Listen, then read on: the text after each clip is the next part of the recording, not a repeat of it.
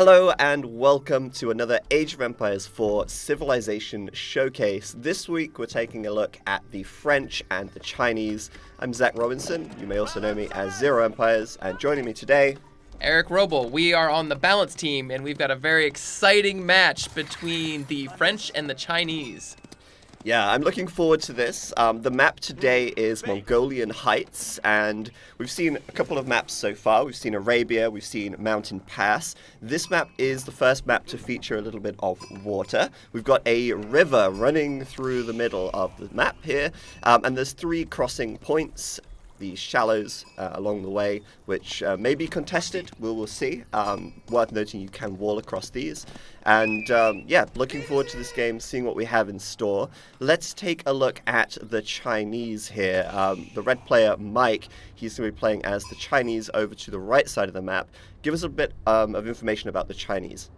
So, quick overview. The main themes of the Civ are gunpowder and defensive construction. So all of their buildings build faster than any other civilization. So you can see this lumber mill, look at the progress bar just shooting up there, right? It's a hard worker. So all their buildings are double production speed. So they can really crank out the buildings. And then the other thing about the building, though, is for balance purposes, we sort of basically have made that bonus apply less for keeps, because we found that you could just run up to the enemy's base and drop a keep at double speed. There's just like, you couldn't do anything. You're just keeping your base now, right? No more doubt castles. Yeah. So another thing you'll see right here is he's just built the Imperial Official. So this is an option from the very beginning of the game at your town center. You can choose if you want to build villagers or if you want to build the Imperial Official. So it is, an opportunity cost because you have one less villager.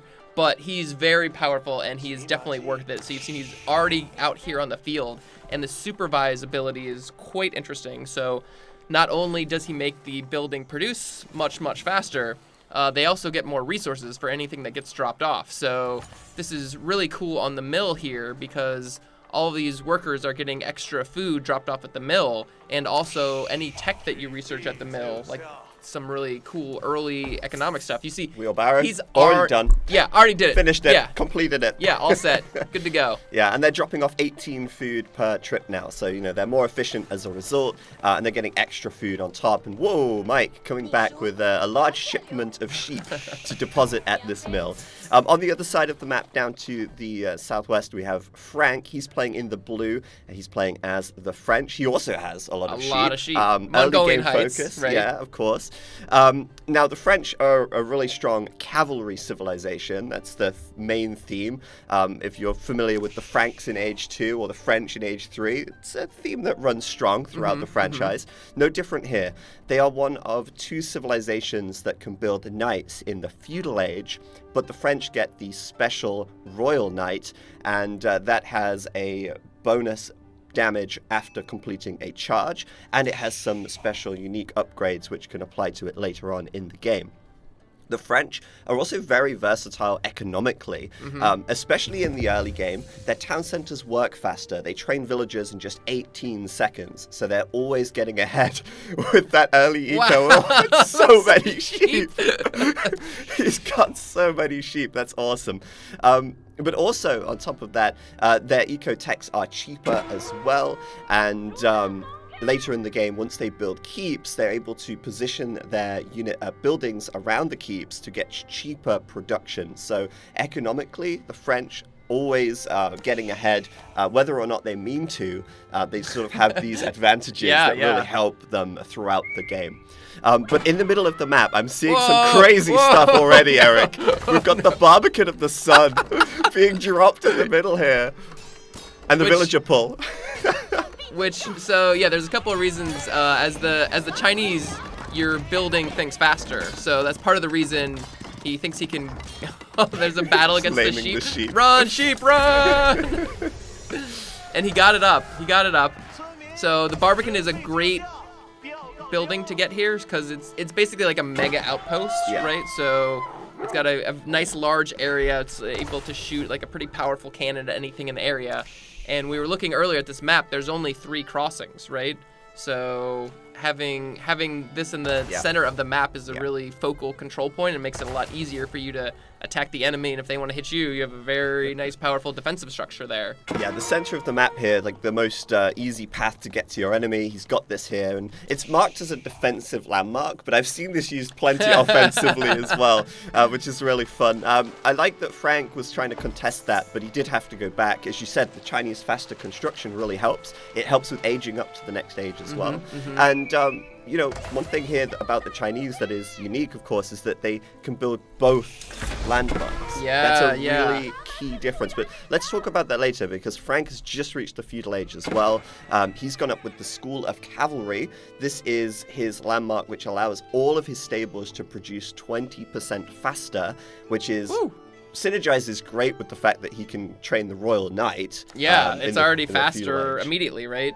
Yeah, absolutely. And the he's- scaling throughout the game is really nice too, because all your stables the whole game. Yeah, right? it's like it's permanent, right? Yeah. That's awesome. Even if the landmark, well, actually, the landmark is destroyed, it shouldn't apply. But yeah. You can repair it though. That's of course. So, yeah. Landmarks are forever. Just like diamonds. Royal Knight's coming out here, and you may have noticed he also has Chivalry, which is one of those unique techs we spoke about.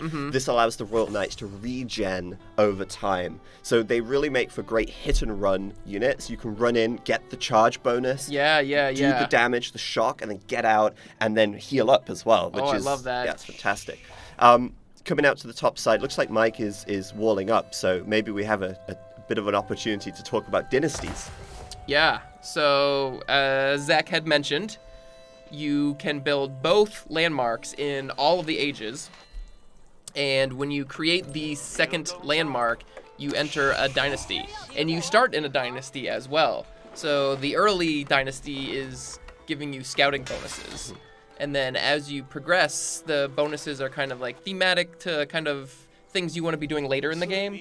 So the second dynasty gives you villager production bonuses. You build your villagers much faster, and you also get a unique building, the village, which gives you a ton of population. 40. Yeah, 40. It's 4 houses. Yeah, it's 4 houses in For one. 100 wood. Yeah, and you can build it in half the time too, right? So it's Yeah. only 15 seconds for that. Yeah. Yeah. So not only is it just a great deal, but it also is a garrisonable building. So you can pop your guys in there to hide them. Oh, Eric, I'm gonna have to cut you Oh, off. I'm no, sorry. what? This is awesome. Frank, he's built a sneaky dock right at the top of the map, a transport ship, and he's over. And you know, Mike's like, yeah, you know what? I'm Yeah, safe. I'm walled. I'm walled. I've got fine. the Barbican in the middle of the map, and Frank's like, no. I don't think so, buddy. It's actually sent a villager as well. So he's dropping a stable up here. The Royal Knights are in. This could be really bad for Mike. He's not expecting this. He has no units, right? Yeah. He was. Oh, look at that there you go. villager. There Got you absolutely go. wrecked. There it goes.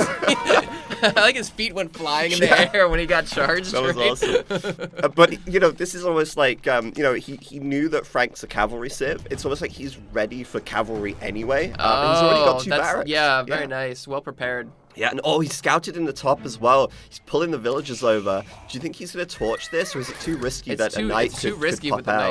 knights, certainly. So it looks like he's trying to retreat run up there. away. And I think he saw those knights coming. Walling the gap and maybe hiding in the stealth. Who knows? Wow, this those is really knights are fun. coming. The knights are coming. Oh! Build the wall. All right, well, I guess these villagers are gonna have to find maybe chop some wood here. I don't Okay, know. all We'll right. see, we'll see. They've created a new home for themselves. The knights, they're trying to look. They're they like, can't where'd get those in, villagers can they? go? They can't get in No, here. I don't think so. Okay. They're stuck out. I mean, that is still they're 8 trying- idle villagers, though. That's Yeah, pretty that huge. is a Yeah. good. And okay. So they're throwing the torches. They're trying to get in, but that many cavalry is not gonna get you through a wall when you have 8 villagers that can repair, right? They'll repair, yeah. Okay, this is kind of chaotic. I thought we'd have time to talk about the civs, but apparently not. Oh, he's using the spearmen to torch down the stables and trying to make a run for it with the villagers. Get Oh, out, they're get gonna out, charge. run away! Oh no! Oh, okay, he lost one. That's actually not too bad. Yeah, And wow, he's really confident in the spearmen here. he just went right back down Yeah. to collecting resources. That is bold. More spearmen coming over. And I think this might be short-lived for Frank. By the looks of things, he's going to get cleaned up. Spearmen are taking care. Oh, look at them just Yeah. pasting all those knights. And now he's going to town with the torches. Yeah, and as we said before, the spearmen get a huge bonus against cavalry. And I think all Frank can do now is maybe, build the tower. He can put the knights in to get some extra damage. Yeah, each one gives you an arrow. This is actually working out pretty well. He's about to kill that villager, right? Yeah. One more shot. He's gonna get it. Oh, Nice. got him. Oh, and look, the chivalry check is done. The knight is healing. Very nice, very nice. The knight is healing in the hold, but I don't think he's going to last much longer as that gets burned down here. And yeah, I think Mike responded to that very well. I think that could have gone a lot worse than it did, to be honest. I like his response. The knight popped out of the tower, right? Yeah. And all the spearmen immediately switched targets to attack the knight, deal bonus damage. He got right on that knight and killed that too, protected his villager. Oh, what a hold. Yeah, that's awesome. And now he's got a lot of spearmen, and I wonder if this could work to Frank's advantage, right? He knows he's invested heavily in spearmen. Now maybe Frank thinks about maybe producing the counter unit. Yeah. It would be a bit futile to just send more knights into that. Oh yeah, you're not getting anything done. An archer switch though would be really strong now. Yeah, totally. an archer switch could be great, and Frank's also taking the time while he's got Mike on the back foot to wall up. Can we get back to the dynasty thing though? Because that was cool. Okay. There was some really good action we had to go over. But yeah, great hold there by Mike, and for the dynasties that he may be considering. Mm-hmm. There's a bonus that you get, a unique bonus. There's a unique building that we talked about, the village. Yep. And then you actually get a third thing as well, which is you unlock a dynasty unit.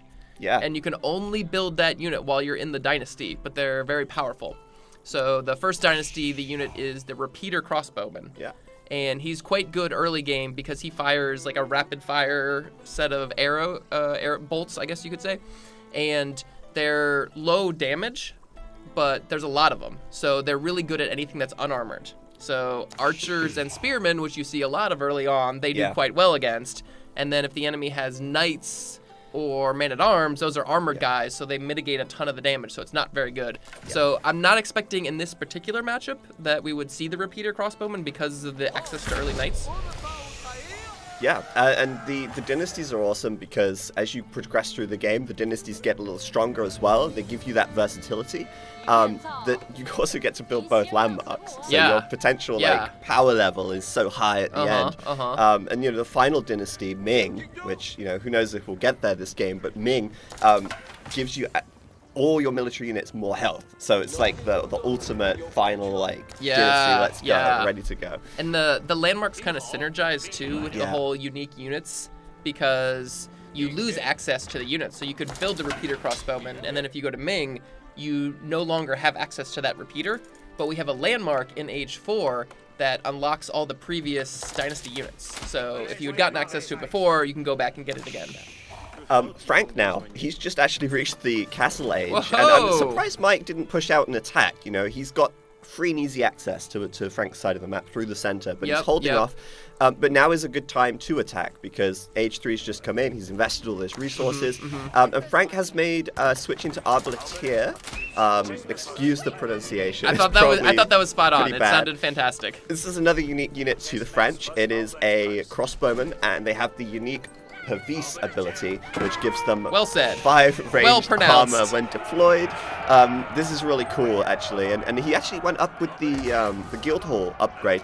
Let's talk about that in a minute, because I think we've got a big fight coming in. Can Frank hold this? Look at all those torches. That's going to be so much damage. I mean, there are the Arbaleteer at the back doing some good damage. I like that he's repairing it, though. He's slowing it down, and the spearmen are just getting wailed on here, right? Like, he doesn't have a real good way to deal with these crossbows, right? And they can just kind of kite him if they go back, so... And what does killing this landmark really give Mike right now? Because he's not really too worried about cavalry anyway, no right? Cavalry can attack me, right? Yeah. Although it is part of a victory condition, destroy all the landmarks to win the game. But realistically, does he get to destroy all 3 landmarks now?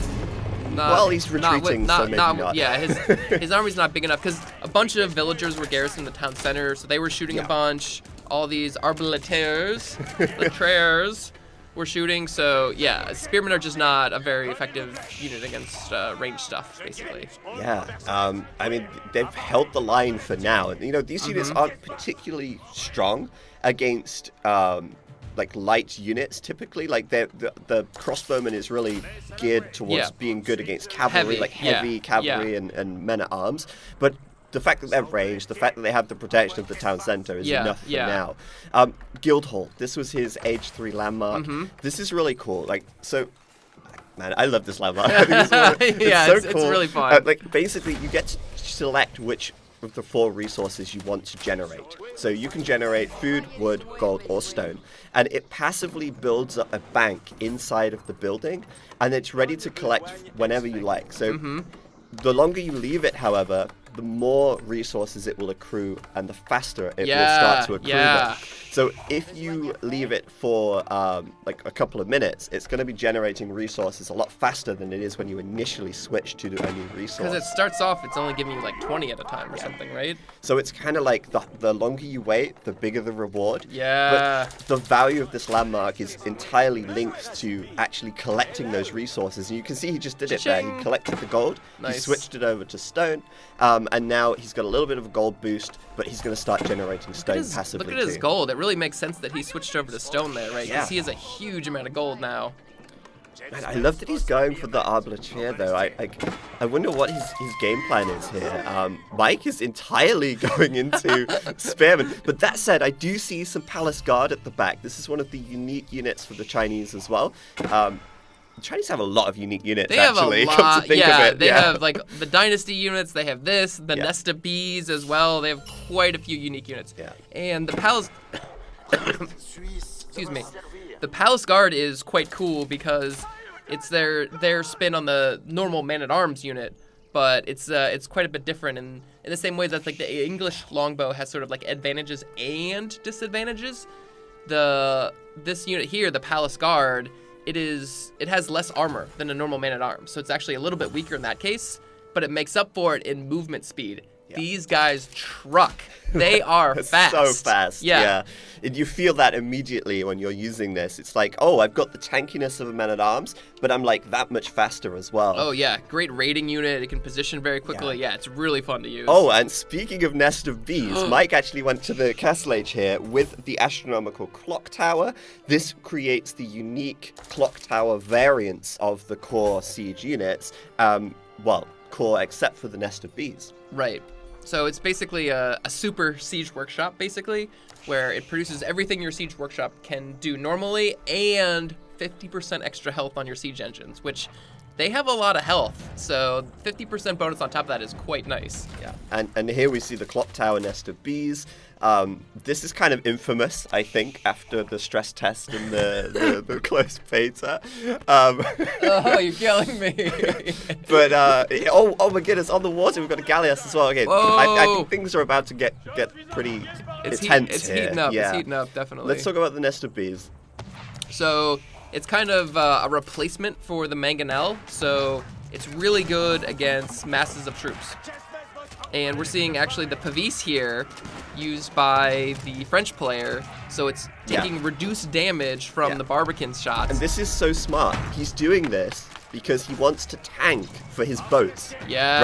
Right? Because arrows from holds get bonus damage against boats. A lot. Yeah, they hit really hard. They really hit. And he's got 10 units in there, so he's firing 10 arrows plus the cannon. So he's tanking with his Arbaletier while he repairs his boat with a villager. And then he uses the Gallias, which is a unique French ship, to actually siege the landmark. Because it does a lot of damage. 120 bombard. He doesn't get a bonus, but it's enough to actually lay into this. And Mike's like, hang on a minute. What's going on? I don't know what to do. What are you doing? Where do these boats come from? This is awesome. What an awesome game.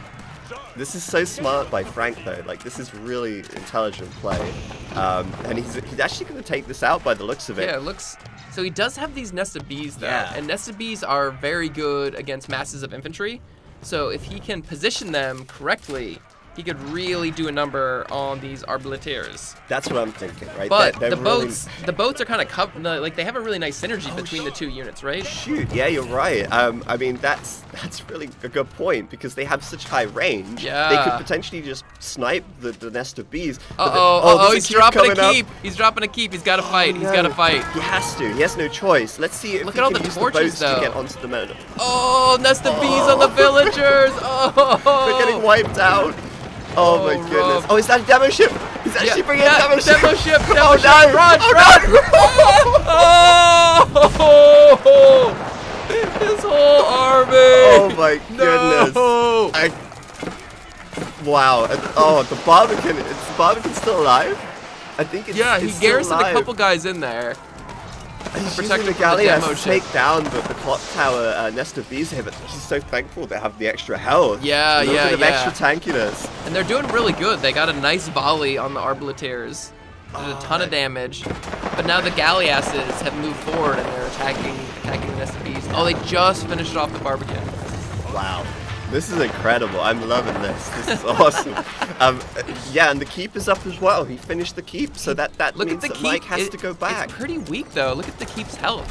Oh, that's true. Because the torches were being thrown before the big explosion, yeah, right? you're He had a right. lot of torches. Wow, and But he's this putting ram- a Springald emplacement on here. Nice. That's smart. And they really like fighting over the center middle map, right? It's just Yeah. such a key strategic location here. And he looked like he was gonna move the ram forward and attack it, but the Galleasses do so much damage, right? They're just gonna pierce through the ram. Yeah. You know what? I'm wondering, like, I'm seeing that. Oh, dear. That's a little bit of out of position Uh-oh. Springald. Yeah, I'm wondering. Frank's got the sacred site in the north. There's a sacred site in the south, and on this map, I believe there's only 2 sacred sites. Correct. I Yep. wonder if he's thinking, like, what if he like lands across with a transport and like Ooh. fortifies this and goes Sneaky. for a sacred rim? I mean, it could be an option, right? Yeah. And it's definitely tough because it's on the enemy side. Yeah. So they can attack it a lot easier than you can defend it, but you only need to defend it for 10 minutes with Sacred Victory, and then you just win the game. Yeah, it's an option. Let's see. I mean, who knows? He's actually still taking sheep right now, but this is kind of critical moment in the game because you got to start making that farm transition. See, he doesn't really have much wood. Yeah. And this is a great time to actually switch the guild hall to wood potentially. Totally, Currently, totally. it's holding 500 stone, so he could be building a lot more keeps this game. And he's also started to trade, and that's something we've not really discussed too much about. But the French have pretty good traders as Yeah. well. They also get to select which resource they want to trade for, which Very is cool. a really nice, unique bonus. At the moment, he's trading for gold, but he could Fair switch enough. it to wood or food if he wanted to as well. And you're talking about that farm transition. He has 35 villagers on Yeah. wood now because he realized the food's out Yeah. and my people are hungry. And this is really cool. Like we saw he was trading for the stone. So what's like sort of his plan here with the stone and the stables and stuff? Yeah, so we mentioned it earlier, but the influence of the French keep is that buildings made around it, specifically the stable and the archery range, get reduced cost of units in those buildings. So you can see here it's 25% reduction, but you can improve that with the unique tech enlistment incentives to a 35% reduction to cost, which is kind of the late game scaling for the French. Yeah, right? They strong. get faster villager production in the early game, but that falls off as you reach your sort of There's a limit to that, right? exactly. And your cheap attacks are nice, but you don't surpass other civs with that. This allows you to get that big late game boost that you need because the French army is quite expensive. Royal Knights aren't cheap. Totally. Arbaletiers aren't cheap. Also pretty expensive. yeah. Yep. So and Siege isn't cheap either, but doesn't receive the influence. He's got a nice looking army here too, with a good mix. There's some Springolds in there. There's some Mangonels along with the high Arbaletier counter, but it could be. That looks like it's gonna be kind of dangerous to fight against this army of Mike with all the Nesta bees. Yeah, I think that's why he's got the Springolds. I mean, there are a lot of Nest of Bees in here. There's Yeah. 6, and they're the Clock Tower variants. So, he's got to be careful. He's got another demo ship poised and ready. I love that. But he's actually making a switch, by the looks of it, into cavalry now. Now, this is interesting because, Mike has got a lot of spearmen, but he's placing a lot of stables down here. So I wonder what the game plan is. Do you think he's trying to maybe think about raiding, holding the choke point and trying to raid and get into the eco, or is he making a switch to Royal Knights later on just for the sheer power?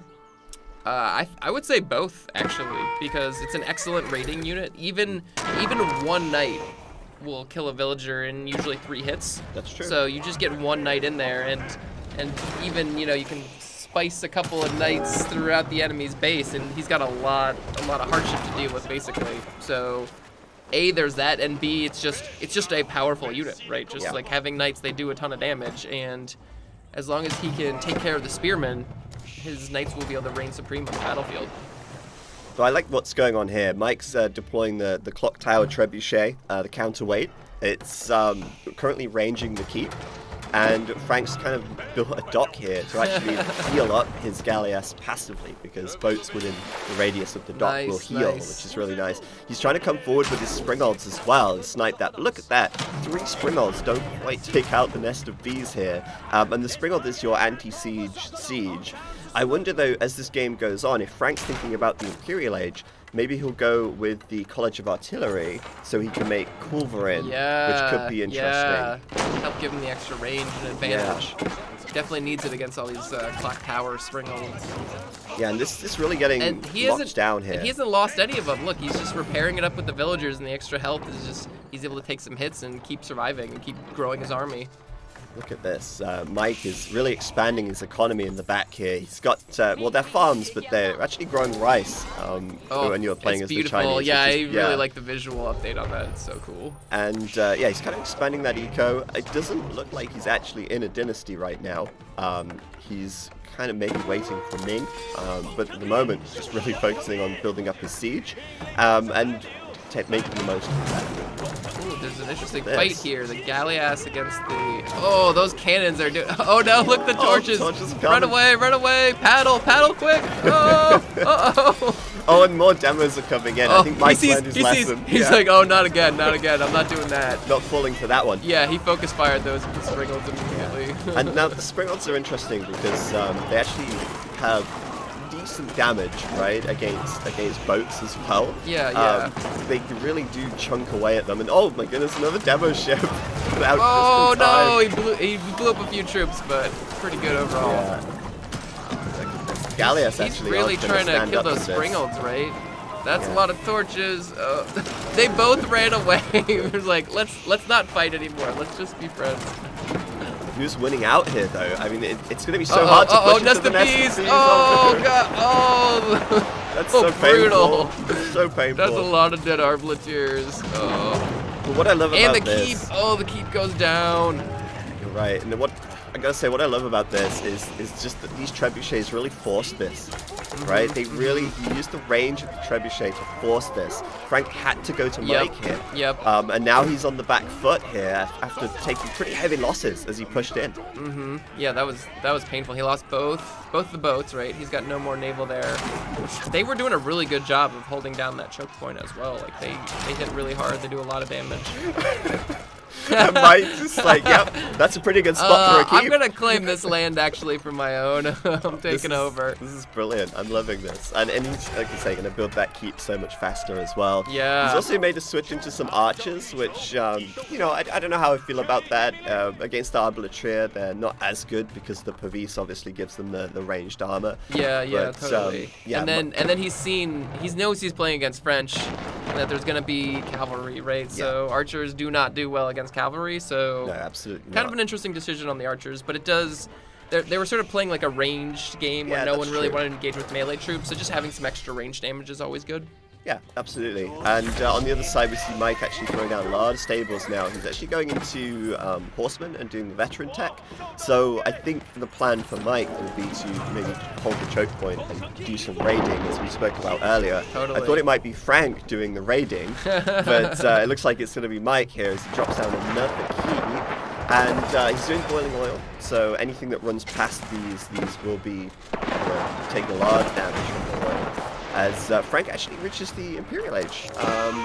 Which landmark did he go up with? I'm just trying to find it right now. He's got 4 relics. Oh, wow, that's really nice. Well done. Fantastic. Where's his Age 4 landmark? There it is. It's the College of Artillery. Yeah, we were just talking about that. This is awesome. So this is one of the... obviously one of the 2 landmarks, but it allows them to make the royal cannons, the royal revolticans, and the royal culverins. And what does royal mean? Well, if you're the French, you get a lot of royal stuff. Yeah.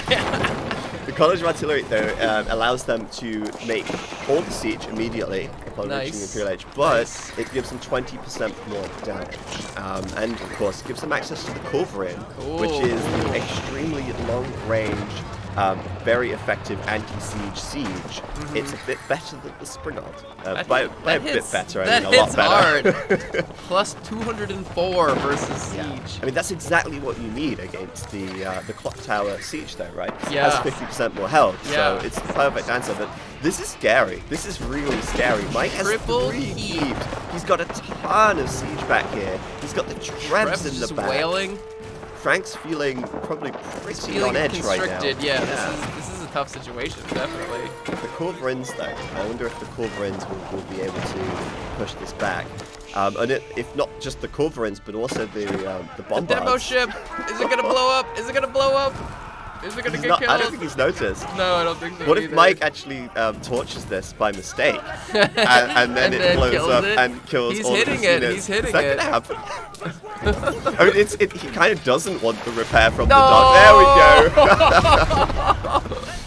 Oh man, I love it. Those Okay, demo ships are so good. we got veteran horsemen out. I mean, Frank's losing military production buildings though. A lot. Right? He Like, lost a second keep. He's gonna have to rebuild these somewhere. This is because like you're saying, right, with the influence area, he's gonna have to pay more for his troops if he doesn't have that. You know, he's losing all these keeps around here. Yeah, totally. And he's actually got very few military production buildings. He's trying to rebuild Yeah, them look, in he's the back. rebuilding them not next to Yeah. a keep, right? That's a lot of lost resources. But I have to say, he's an age ahead of Mike, so he's able to do the elite tech now. He's actually using the monks to heal up his horsemen. They as already well. got all the relics, Yeah. so put them to work, right? And this could be really good for him because he could actually try and get in here and kill these archers, which the horsemen are really effective at. And he's got the Culverins, which is great to stall and slow Mike down. And in the south, he is actually capturing the sacred Oh, site. nice. And he's got a keep there, Yeah. so it's defended. Yeah, he built a monastery just so he didn't have to worry about transporting over. Nice. So this is really awesome right now as he comes in. Deploy the Pavis, man. Do it. Pavis down. So he's got the Culverins fighting the Springolds. But look how many So Springolds. many Look how many Springolds. Springolds. My He's got to back goodness. up. He's got to repair. Wow, he's got like what is it, like 8 or 9 Springolds That was there? a lot of Springolds. Yes, but look at the damage from the horsemen. They actually wiped the archers here. Yeah, and they killed some of the nest of bees too. I think, right? There's only 2 bees left there. Yeah, and Frank now kind of microing back with his Culverin using Yeah. the extended range. Yep. And he's doing actually real starting good. to pick off Oh, the there goes Springolds another as one. well. Yep. I mean, this is going to be hard for Frank to push into normally. Yeah, he did lose. He had a cannon. Right? Yeah. He had a cannon up there, and that got killed. But that's all he needs to do now, right? Make the Oh, cannon. look, he's picking off more. He killed another nest of bees that walked forward too far, and the Springolds got it. Or, sorry, the Culverins. Yeah, I mean, this is actually going to be a really good hold from Frank, I think. I mean, how does Mike push into the Culverin right now? I think he needs to get in there with some cav or something. That's a perfect answer, actually. We scrolled north and Yeah. there it was. And we say cav, I mean, this isn't just any cavalry, this is Fire Lancer. Yeah. He's actually gone for the dynasty. Nice. Okay, so that means, yep, he's built the Imperial Palace. So that's the second landmark in the castle age. And Imperial Palace is pretty cool for a couple reasons. It has a huge line of sight, and it also has this ability you can activate that lets you see all of the enemy villagers. Look at that. He can see all the way across the river Yeah, with that he can see thing. what's Yeah. going on. Very nice. You can see the enemy docks, right? Yeah. And yeah, with Imperial Spies, you activate it, and then for a couple seconds, it reveals all of the enemy villagers for you. So you know exactly where to go to raid, you know what they're up to and what they're trying to produce and stuff like that. So yeah, it's a really cool landmark. And he's got Fire Lancers as well, which is the light cavalry, one of the lead units for the Chinese. Yeah, and the cool thing, whoa, he just pasted that cannon. Whoa, I mean, fire, it's in the name, Woo! right? There, It's in the yeah, name. there's fire, like of course. Oh, is and he going for more. the Culverins? He's just gonna snipe them out. Oh, like, they can't run away. There's nothing they can do. Oh, he's going for the last one. Uh-oh. Brutal. Uh-oh. So the Fire Lancer's special thing is having really strong torches, which means that they kill buildings quickly, and also they use their torches on siege weapons, as everything does in this game. So they kill the siege weapons very quickly. So that was a devastating blow, because those Culverins were killing a lot of units. And you can see this little fiery explosion when they attack as well. So they have a charge attack that does an AoE. Well, it's actually, I mean, the fire lance is a real weapon from history, right? Like this, Yeah. you can see it here. It's actually got like a firework attached to the end that so like cool. propels it forward. It's awesome. And they're really, yeah, they make a really big like charge impact, but they don't have a lot of like staying power. Yeah, they have like quite- less hit points yeah. than normal cavalry, so they're weaker in that way. But when you get them in the right position on siege weapons, they paste. Yeah.